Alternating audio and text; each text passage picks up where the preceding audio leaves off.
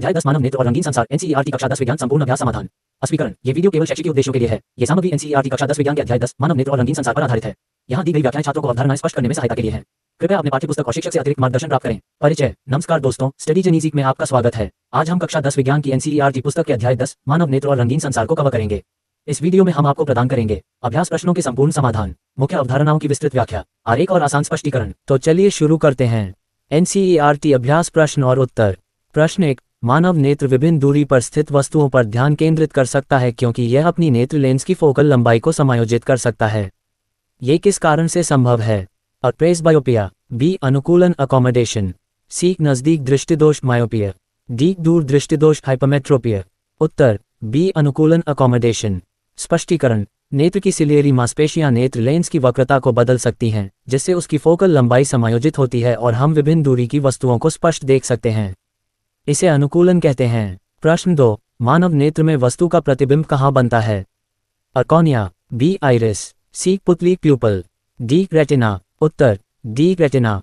स्पष्टीकरण, रेटिना एक संवेदनशील परत होती है जो प्रकाश संकेतों को विद्युत संकेतों में परिवर्तित कर मस्तिष्क तक भेजती है, जिससे हम वस्तु को देख पाते हैं। प्रश्न 3, एक युवा वयस्क की स्पष्ट दृष्टि की न्यूनतम दूरी कितनी होती है? अ, 25 मीटर, बी, 2.5 सेमी, सी, 25 सेमी, डी, 2.5 मीटर। उत्तर सी, 25 सेमी। स्पष्टीकरण, एक सामान्य नेत्र के लिए बिना किसी तनाव के वस्तु को स्पष्ट देखने की न्यूनतम दूरी 25 सेमी होती है। इसे स्पष्ट दृष्टि की न्यूनतम दूरी कहा जाता है। प्रश्न 4, नेत्र लेंस की फोकल लंबाई में परिवर्तन किसके कारण होता है? अ, पुतली प्यूपल, बी, रेटिना, सी, सिलियरी मांसपेशियां सिलियरी मसल्स, डी, आइरिस। उत्तर सी, सिलियरी मांसपेशियां। स्पष्टीकरण, सिलियरी मांसपेशियां लेंस की वक्रता को नियंत्रित करके उसकी फोकल लंबाई को बदलती हैं, जिससे हम पास और दूर की वस्तुओं को स्पष्ट देख पाते हैं। प्रश्न 5, किसी व्यक्ति को अपनी दूर की दृष्टि सुधारने के लिए -5.5 डायोप्टर की शक्ति वाला लेंस और पास की दृष्टि सुधारने के लिए जोड़ 1.5 डायोप्टर की शक्ति वाला लेंस चाहिए। एक दूर की दृष्टि सुधारने के लिए आवश्यक लेंस की फोकल लंबाई क्या होगी? 2 पास की दृष्टि सुधारने के लिए आवश्यक लेंस की फोकल लंबाई क्या होगी? उत्तर फॉर्मूला F = 1/p। एक दूर की दृष्टि के लिए F = 1/-5.5 = -0.181 मीटर = -18.1 सेंटीमीटर। 2 पास की दृष्टि के लिए F = 1/1.5 = 0.667 मीटर्स = 66.7 सेंटीमीटर। अतः आवश्यक फोकल लंबाइयां हैं -18.1 सेमी अवतल लेंस दूर दृष्टि के लिए और 66.7 सेमी उत्तल लेंस निकट दृष्टि के लिए। प्रश्न 6, एक मायोपिक व्यक्ति की दूरबिंदु का पॉइंट उसकी आंख से 80 सेमी आगे है। इस समस्या को ठीक करने के लिए आवश्यक लेंस का प्रकार और उसकी शक्ति क्या होगी? उत्तर दी गई जानकारी, दूरबिंदु = 80 सेमी = 0.8 मीटर। शक्ति पावर की गणना P = 1/f। दिया गया दूरबिंदु = 80 सेंटीमीटर = 0.8 मीटर्स। P = 1/-0.8 = -1.25 d। इसलिए इस व्यक्ति को -1.25 डायोप्टर शक्ति का अवतल कॉन्केव लेंस चाहिए। प्रश्न 7, हाइपरमेट्रोपिया का सुधार कैसे किया जाता है? इसका आरेख बनाएं। हाइपरमेट्रोपिक आंख का निकट बिंदु 1 मीटर है। इस दोष को ठीक करने के लिए आवश्यक लेंस की शक्ति क्या होगी?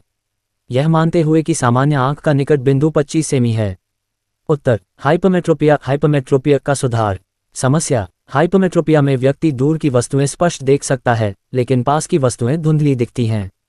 इसका कारण यह है कि छवि रेटिना के पीछे बनती है। समाधान, उत्तल कॉन्वेक्स लेंस का उपयोग। 1, दी गई जानकारी, हाइपरमेट्रोपिक आंख का निकट बिंदु = 1 मीटर 100 सेमी। सामान्य आंख का निकट बिंदु = 25 सेमी। लक्ष्य, लेंस की सहायता से निकट बिंदु को 25 सेमी तक लाना। 2, लेंस सूत्र का उपयोग। लेंस का सूत्र 1/f = 1/v-1/u, जहां f = सुधारात्मक लेंस की फोकल लंबाई, v = सामान्य निकट बिंदु = 25 सेमी, u = हाइपरमेट्रोपिक आंख का निकट बिंदु = 100 सेमी। गणना 1/f = 1/25 - 1/100। 1/f = 4/100 - 1/100 = 3/100। f = 100/3 = 33.33 semi = 0.333 metre. 3, lens की शक्ति पावर की गणना। लेंस की शक्ति का सूत्र P = 100/f सेमी में P = 100/33.33 = 3.0 d।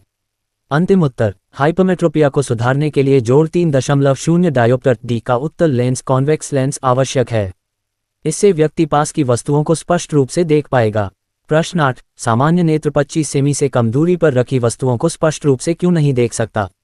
उत्तर, सिलियरी मांसपेशियां नेत्र लेंस की वक्रता को एक निश्चित सीमा से अधिक नहीं बढ़ा सकती। जब कोई वस्तु 25 सेमी से कम दूरी पर होती है तो नेत्र लेंस उसे ठीक से फोकस नहीं कर पाता, जिससे प्रतिबिंब धुंधला हो जाता है। प्रश्न 9, जब हम किसी वस्तु को नेत्र से दूर ले जाते हैं तो नेत्र में प्रतिबिंब दूरी पर क्या प्रभाव पड़ता है? उत्तर, नेत्र में प्रतिबिंब दूरी लगभग 2.3 सेमी रेटिना पर बनी रहती है, क्योंकि नेत्र लेंस अपनी फोकल लंबाई समायोजित करके वस्तु की छवि को रेटिना पर केंद्रित करता है। प्रश्न 10, तारे टिमटिमाते क्यों हैं? उत्तर, तारों की टिमटिमाहट वायुमंडलीय अपवर्तन के कारण होती है। जब तारों का प्रकाश पृथ्वी के वातावरण में प्रवेश करता है तो यह वायुमंडलीय परतों के कारण विभिन्न दिशाओं में मुड़ता है। इससे तारे का प्रकाश कभी अधिक और कभी कम प्रतीत होता है, जिससे टिमटिमाने का प्रभाव उत्पन्न होता है। प्रश्न 11, ग्रह टिमटिमाते क्यों नहीं हैं? उत्तर, ग्रह तारा नहीं होते, बल्कि वे सूर्य के प्रकाश को परावर्तित करते हैं और अपेक्षाकृत निकट होते हैं। चूंकि ग्रह बड़े दिखाई देते हैं, उनके विभिन्न भागों से आने वाले प्रकाश में परिवर्तन संतुलित हो जाता है और वे टिमटिमाते नहीं हैं। बोनस, मुख्य अवधारणाओं की व्याख्या। अनुकूलन शक्ति, पावर ऑफ अकोमोडेशन। नेत्र अपनी फोकल लंबाई को समायोजित करके विभिन्न दूरी की वस्तुओं को देखने में सक्षम होता है। मायोपिया, निकट दृष्टि दोष। मायोपिया, इस दोष में व्यक्ति दूर की वस्तुओं को स्पष्ट नहीं देख पाता। इसे अवतल लेंस कॉन्केव लेंस द्वारा ठीक किया जाता है। हाइपरमेट्रोपिया, दूर दृष्टि दोष। हाइपरमेट्रोपिया, इस दोष में व्यक्ति पास की वस्तुओं को स्पष्ट नहीं देख पाता। इसे उत्तल लेंस कॉन्वेक्स लेंस द्वारा ठीक किया जाता है। प्रेसबायोपिया, प्रेसबियोपिया, ये वृद्धावस्था में होने वाला नेत्र दोष है जिसमें निकट और दूर की दोनों वस्तुएं देखना कठिन हो जाता है। इसे द्विफोक्सी लेंस बाइफोकल लेंस द्वारा ठीक किया जाता है। प्रकाश का वर्ण विक्षेपण, डिस्पर्शन ऑफ लाइट। जब श्वेत प्रकाश एक प्रिज्म से गुजरता है तो ये 7 रंगों विबग्योर में विभाजित हो जाता है। प्रकाश का प्रकीर्णन, स्कैटरिंग ऑफ लाइट। आकाश नीला दिखने का कारण और सूर्योदय तथा सूर्यास्त के समय सूर्य लाल दिखने का कारण। तारों का टिमटिमाना, ट्विंकलिंग ऑफ स्टार्स। वायुमंडलीय अपवर्तन के कारण तारों का प्रकाश मुड़ जाता है, जिससे टिमटिमाने का प्रभाव उत्पन्न होता है। ग्रह टिमटिमाते क्यों नहीं? Why don't planets twinkle? ग्रह अपेक्षाकृत बड़े होते हैं और अधिक प्रकाश परावर्तित करते हैं, जिससे उनकी चमक स्थिर बनी रहती है। निष्कर्ष एवं कार्रवाई हेतु आह्वान। आज के सत्र में हमने कक्षा 10 विज्ञान के अध्याय 10 मानव नेत्र और रंगीन संसार को विस्तार से समझा। हमें उम्मीद है कि यह वीडियो आपको इस विषय को समझने और अभ्यास प्रश्न हल करने में मदद करेगा। यदि यह वीडियो आपके लिए सहायक रहा तो कृपया इस वीडियो को लाइक करें, स्टडी जीनियस IQ चैनल को सब्सक्राइब करें, अपनी शंकाएं कमेंट बॉक्स में पूछें। अगले वीडियो में मिलते हैं। सीखते रहिए और आगे बढ़ते रहिए।